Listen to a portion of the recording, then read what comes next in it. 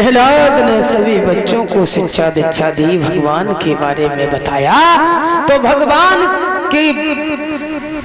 भक्ति में वो सारे बच्चे ऐसे डूब गए महाराज, इतना प्रेम करने लगे कि भगवान के नाम का गीत बना लिया और सभी बच्चे गाने लगे, नाचने लगे। तब तक उनकी गुरुदेव लौटी, सबके ओठों पर सबकी जिह्वा पर नारायण का नाम देखा, तो गुरुदेव जी ने प्रहलाद को बुलाया। क्यों प्रहलाद, मैंने तुम्हें इसलिए सौंप दिया था इन बच्चों को, तुम्हें नहीं मालूम जिन नारायण का नाम तुम ले रहे हो और इन सब बच्चों को, अपने साथियों को तुमने सिखा दिया, वो तुम्हारा वैरी है, तुम्हारे पिता का वैरी है, तुम्हारे राज्य का वैरी है, हमारा वैरी है। अगर तुम्हारे पिताजी ने जान लिया कि तुम नारायण से प्रेम करते हो तो बेटा प्रहलाद तुम भी मारे जाओगे, और हो सकता है कि वो हमें भी मार दे, और हम मरना नहीं चाहते। अभी हमने देख क्या लिया है, इसलिए मेरी बात मान जाइए, नारायण का नाम छोड़ दीजिए, तुम्हारे लिए लेना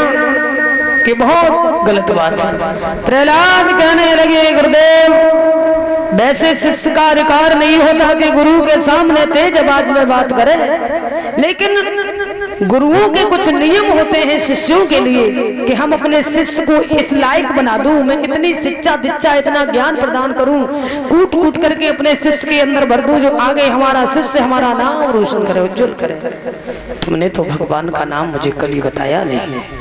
और जब मैंने छल लिया तो अब रोक रहे। गुरुदेव इस पेट की खातिर कितने पाप और कमाओगे, मेरा पिता आपसे ये कहता है आम नहीं बबूल है, तो तुम आम को बबूल कहते हो, मेरा पिता ये कहता है ये घोड़ा नहीं गधा है, तो आप घोड़े को गधा कहते हो।